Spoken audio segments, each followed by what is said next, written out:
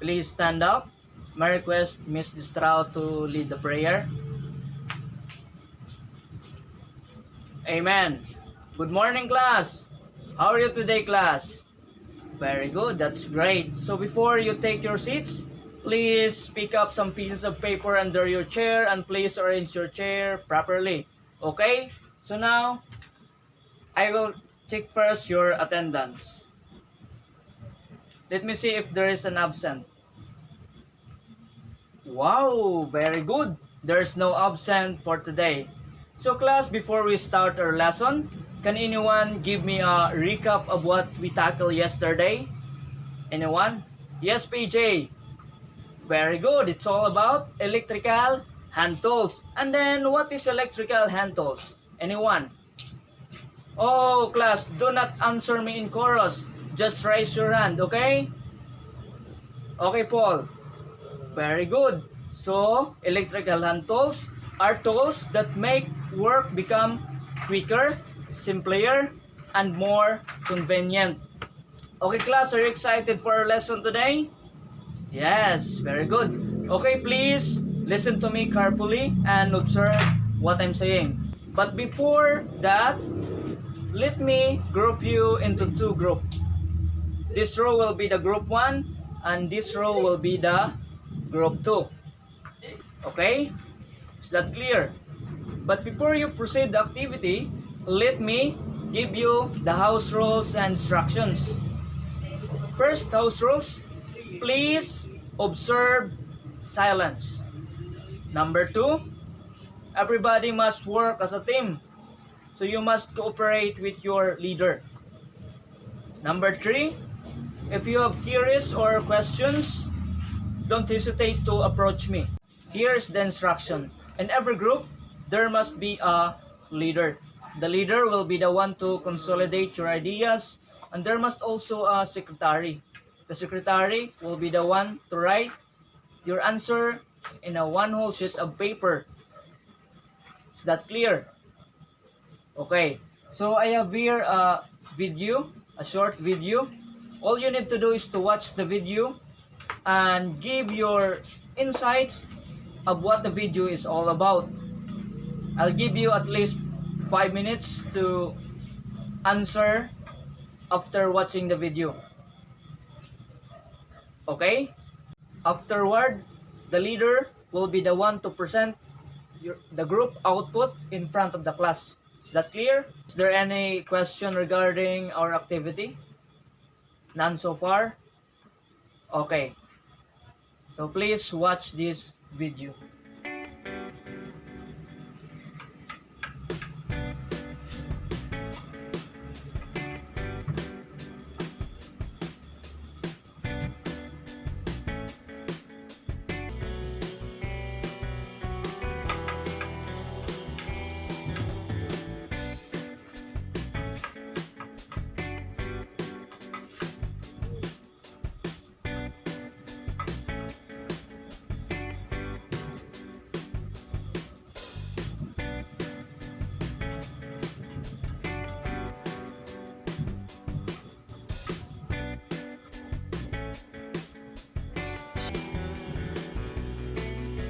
Okay?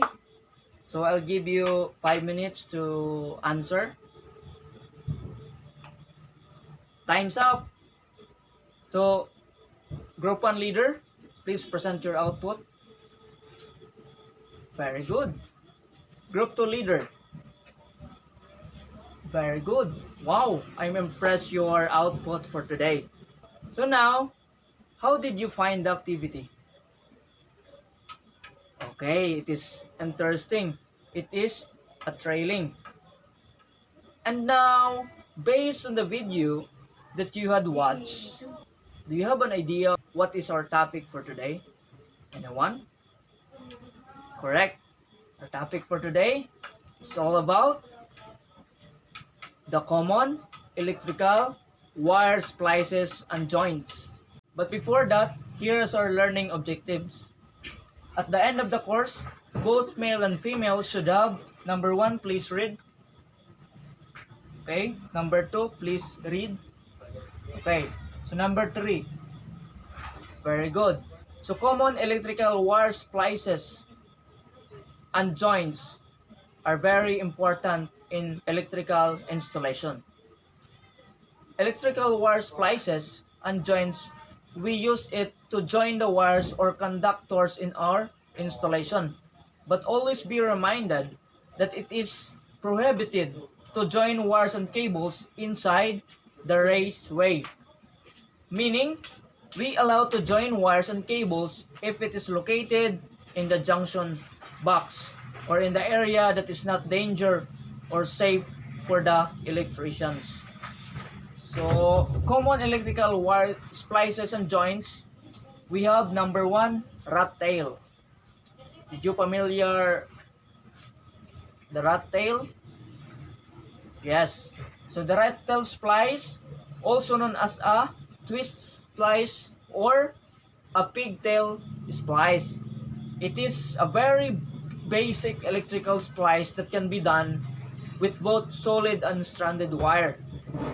This kind of joint is commonly used to join two or more conductor inside the junction box.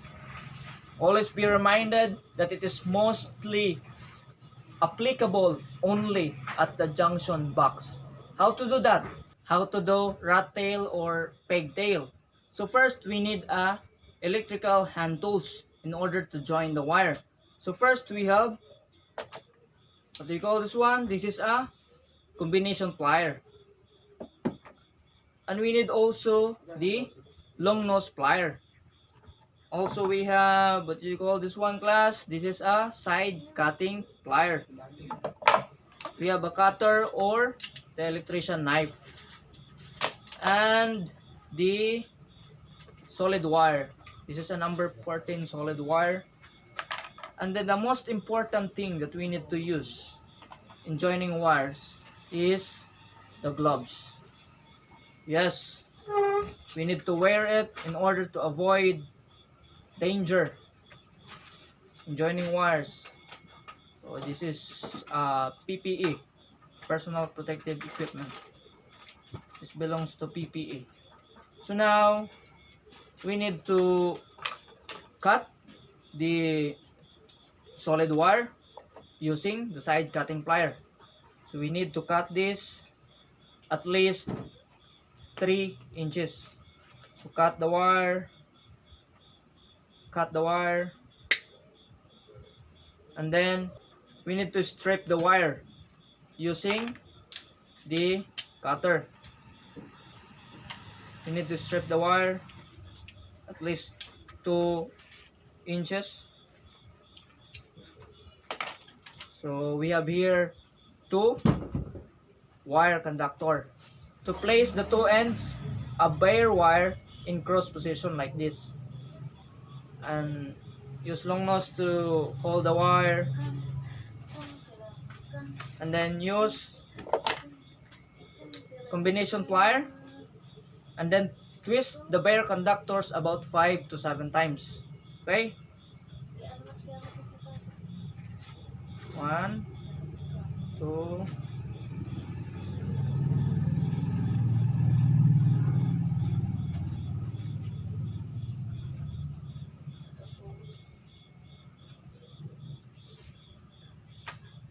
7.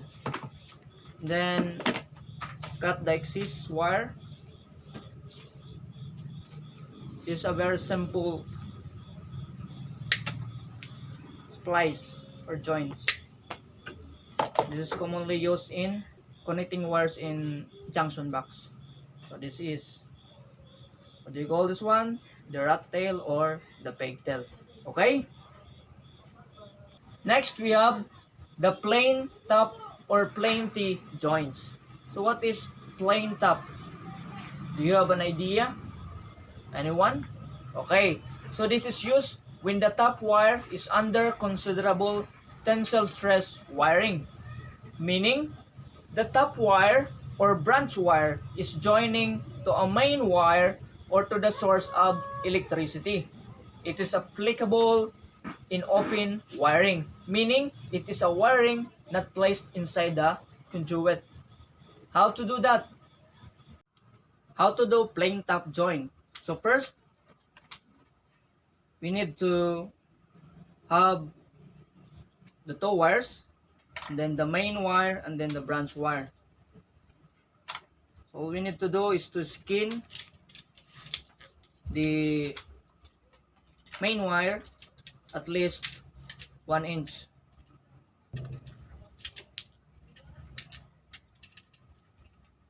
And also skin the branch wire.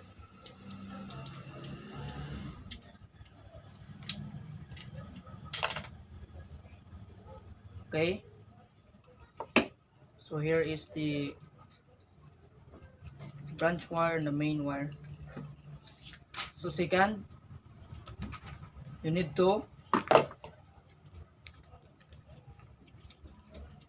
cross position like this, and then hold the wire using combination plier. Then afterward, you need to bend the branch wire going down this.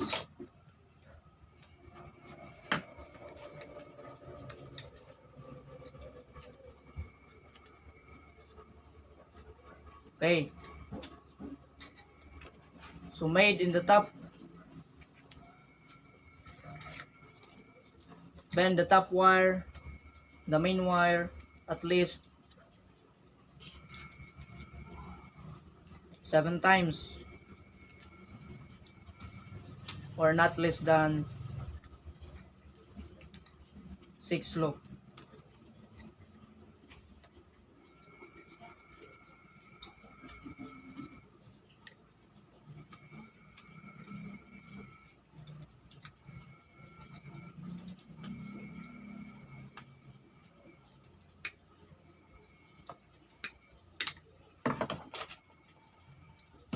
So afterward, you need to cut the excess of the wire to avoid incident. Okay, this is the plain top joint. Okay, the third one, we have the knotted loop top or knotted T joint.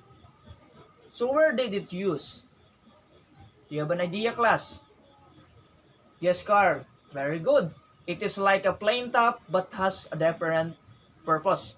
It is used when joining a top wire or a branch wire to a main wire, wherein soldering is unnecessary because it is already tied. Unlike the plain top, so it is used in a large top wire. So this knotted loop top, it is applicable when our splicing is difficult to solder, like open wiring. So how to do that? How to do knotted top joint? So first, we need to remove the main wire at least 1 inch of its insulation. Okay? Main wire.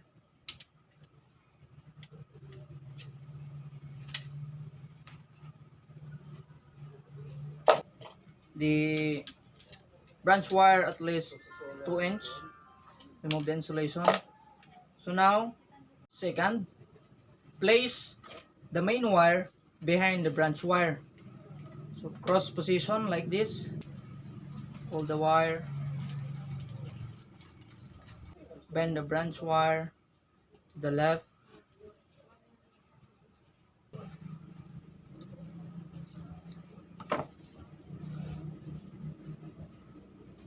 And then the branch wire, so you need also to bend back to the original position. This. And then afterward, you need to loop the wire, the branch wire to the main wire not less than 6 times. Okay,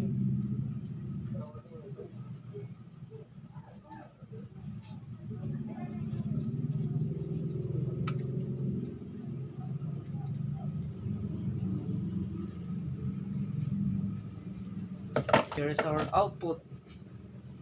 So this is what we call the knotted top joint. Okay? Next, we have number 4, the Western Union short tie. So this is a familiar for everyone. So this is the most widely used splice or joints in interior wiring installation to extend the length of the wire from one point to another. So for instance, you have a wire and it is short in length, okay? And you need to extend the wire. Only Western Union splice is the standard splice for it. How to do Western Union short tie? So first, we need to strip the wire ends for about 2 inches. Next, place the wire in cross position like this, and you need to hold it. So this is the branch wire A and the branch wire B. So the branch wire A is looped to the branch wire B and vice versa. Okay? Hold the wire in cross position, and then you need to twist it. Loop the wire at least not less than 6 times.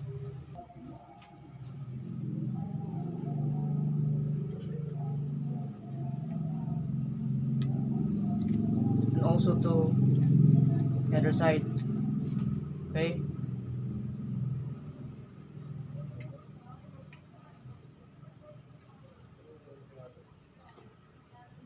Class, please listen. Okay? So here is the Western Union short tie.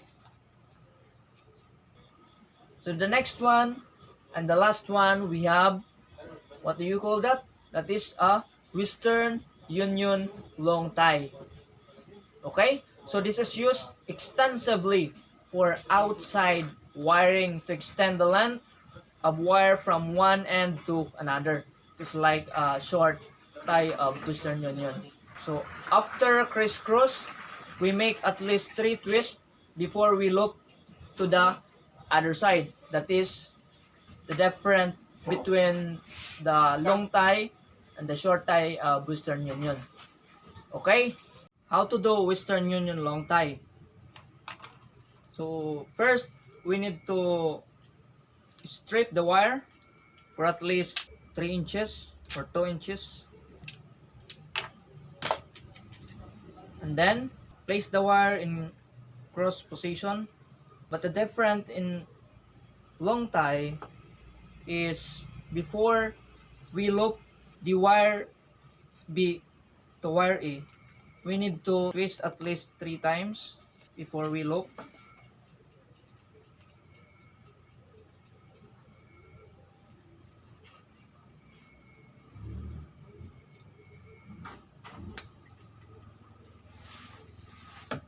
Okay.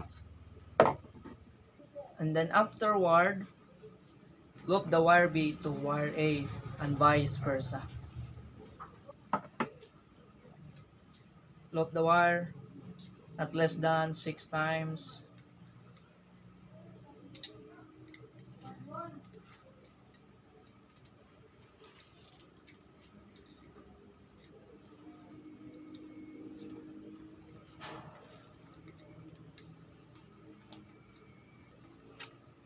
And the other side also we need to loop. Hold the wire. Okay, class? Observe what I'm doing here.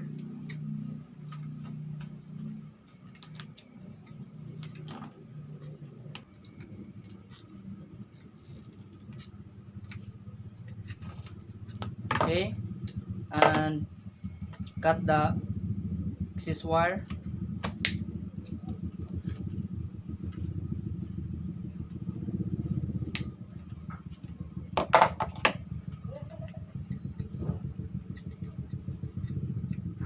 So here is our Western Union long tie. Okay? Okay class, that's all for today. So is there any questions or clarifications about the topic that we tackled today? Anyone? Are we good? Okay. So now, I'll give you at least 5 minutes to answer.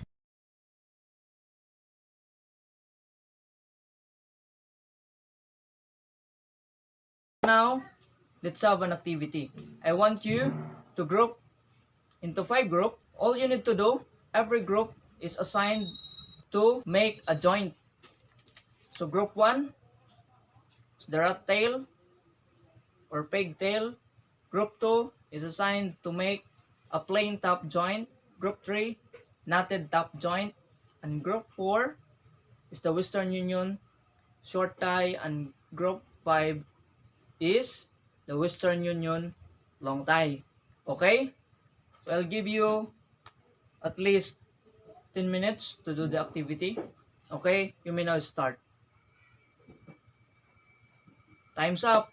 So, class, please pass your activity to the front. Okay? Thank you. And class, for your assignments, do some research about the different type of electrical house wiring system. Okay? Is that clear? So that's all for today. Thank you and God bless. So let's have a prayer. Please stand up. Amen.